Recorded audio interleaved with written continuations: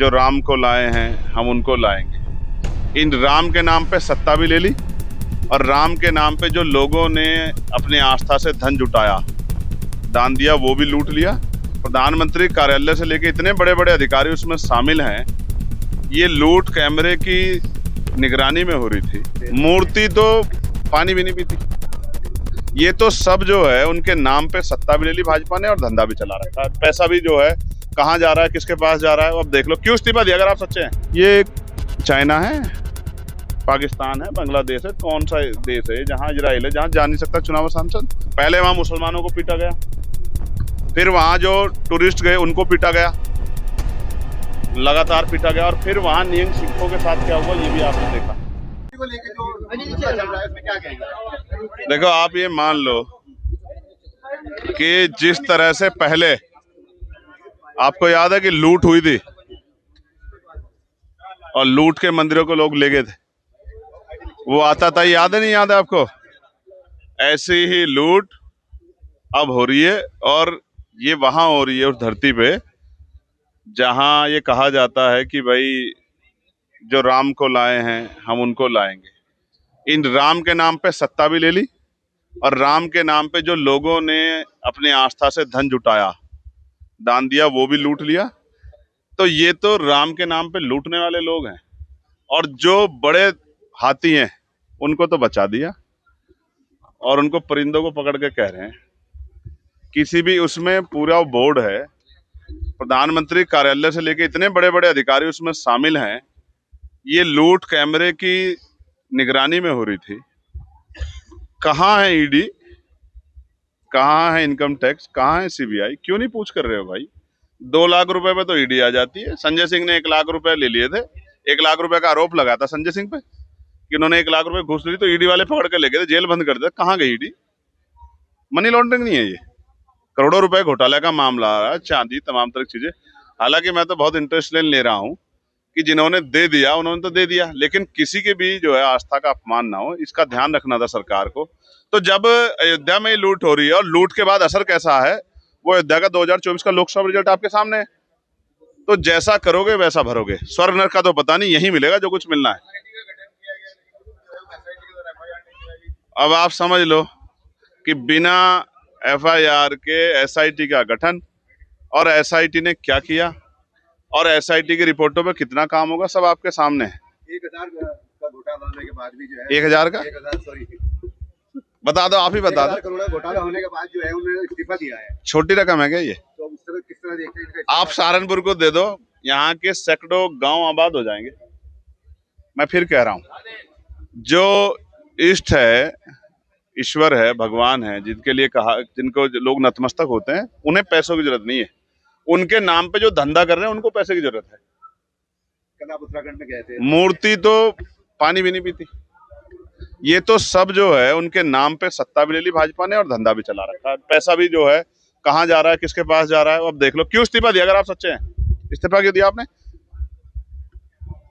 आपसे इस्तीफा दिलवाया गया कि चलो हम आपको लूट में जेल नहीं भेज रहे, डकैती में, लेकिन आप इस्तीफा दे दो तो अपनी वो बचा लो साथ। आप परिवार से मिलने गए थे? कहाँ गए आप मिलने? लेकिन जान दिया मिलने। आपके साथ देखो, पुलिस अगर सिर्फ पुलिस होती ना तो हाथ जोड़ के मैं उनको हटा देता, लेकिन कल वहां पैरामिलिट्री फोर्स लगाई गई, एसएसबी और आईटीबीपी के जवान थे। और आप जानते हैं पैरामिलिट्री फोर्स का सबसे बड़ा समर्थक हूं मैं। पार्लियामेंट में उनकी पुरानी पेंशन के लिए, उनको शहीद का दर्जा मिले, इसके लिए सबसे ज्यादा लड़ा हूं मैं। होम कमेटी हो या पार्लियामेंट या कहीं भी जहां अवसर मिले हो। लेकिन अब समस्या ये है, कल वही जवान मेरे सामने था तो मैं उस जवान से लड़ना नहीं चाह रहा था ना, मैं लड़ा, मैंने उनसे हाथ ही जोड़े। इस उसमें जो है जिस तरह की पीड़ा मुझे पहुंची हो, तो मुझे रोज ही पहुंचती है। जब मेरे लोगों की हत्याएं होती हैं, जब हमारी बहन बेटियों पर अन्याय, अत्याचार, बलात्कार होता है, तो ये तो पीड़ा में रोज होती है। इनकी क्या दिक्कत है? लेकिन मैं फिर कह रहा हूँ, उन्होंने 30 तारीख का समय रखा है कल का, मैं कल फिर जाऊंगा, क्योंकि वहां के माहौल अच्छा नहीं है। लोगों को नहीं पता, जो घर में बैठ के बात करें उनको नहीं पता कि कल भी वहां एक पंचायत हुई, वहां गांव के बाहर एक बड़ा मंदिर, उसमें पंचायत हुई और उसमें कहा गया कि भाई हम जहां अगर कोई आएगा 100 टुकड़े कर देंगे। ये चाइना है, पाकिस्तान है, बांग्लादेश है, कौन सा देश है जहां इजराइल है, जहां जा नहीं सकता चुनाव सांसद और अपने लोगों से मिलने नहीं? भरत तिवारी का एनकाउंटर हुआ है, यूपी तक के लोग उसके परिवार से मिलने जा रहे हैं। तो केतन जिसको जो है उसके पैर में कील ठोक दी, उसके गुप्तांग में कील ठोक दी, गड्ढे कर दिए, उसके हाथ में कील ठोक दी, उसकी बॉडी पे कोई जगह नहीं जहां उसको हड्डियों को तोड़ा ना गया, तो मैं उसके परिवार से क्यों नहीं मिल सकता? कारण क्या है? कारण यह है कि पुलिस कुछ छिपा रही है, उनको पता है मैं वहां जाऊंगा, वो परिवार मेरे सामने बात रखेंगे और फिर मैं ये बात जनता के सामने रखूंगा तो दुनिया में ये बात जाएगी। उसके परिवार ने क्या कहा है आपने सुना है? कल उन्होंने मुझसे कहा था अगर आपको आने से रोका तो हम यहाँ से पलायन कर जाएंगे, हम सुरक्षित नहीं है। और वो कह रहे थे हम दिल्ली जाके धरने बैठेंगे। और ये सिर्फ वहां का हाल नहीं है, पूरे उत्तराखंड में रहने वाले शेड्यूल कास्ट शेड्यूल ट्राइब के लोगों का हाल है ये। और वहां क्या हो रहा है आपको पता है? आप सुनो, मैं आपको बताता हूँ मेरे भाइयों, मीडिया हो आप, आपके जरिए दुनिया तक बात जाती है। पहले वहां मुसलमानों को पीटा गया, फिर वहां जो टूरिस्ट गए उनको पीटा गया, लगातार पीटा गया, और फिर वहां निहंग सिखों के साथ क्या हुआ ये भी आपने देखा। वो बॉर्डर नहीं है, वो चाइना नहीं है, वो उत्तराखंड का ही एक बड़ा हिस्सा है। वो जानबूझ के जो माहौल खराब करने का काम कर रहे हैं, ये स्वीकार नहीं होगा। हम लोग वहां जाएंगे भी, लोगों की आवाज भी उठाएंगे, और शासन प्रशासन उन्होंने चुनौतियां दी है टुकड़े करने की, मुझे नहीं दी। वो उत्तराखंड के मुख्यमंत्री पुष्कर सिंह धामी जी को, उनके चीफ सेक्रेटरी को, उनके डीजीपी को दी, मुझे नहीं दी। मैं कौन हूँ? मैं वहां रहता नहीं हूँ। लेकिन उन्होंने धमकी दी, कानून व्यवस्था को चैलेंज किया, तो इसका मतलब वो उत्तराखंड की सरकार को, हमारी पुलिस को, हमारी एजेंसी को कुछ नहीं समझ रहे। वो सोच रहे कि वही मालिक है, वो राजतंत्र समझ रहे हैं। ये राजतंत्र नहीं है, लोकतंत्र है। यहाँ हर व्यक्ति की पीड़ा सुनी भी जाएगी और उसकी बात पे अमल भी करना होगा। आपकी मुलाकात नजदीक है तो 27 के चुनाव को लेकर क्या गठबंधन आपकी पार्टी के द्वारा किया जाएगा या अकेले चुनाव लड़ने दिया जाएगा? ये तो पार्टी के नेता बताएंगे, मैं तो कार्यकर्ता हूँ। अभी हाल में आपकी ओवैसी से मुलाकात हुई, आरजेडी से मुलाकात हुई, क्या कुछ बात? आप पे कहाँ से खबर आ रही है सब चीजें? ये सूत्र हैं आपके या ऐसे ही आप तीर चला रहे हो?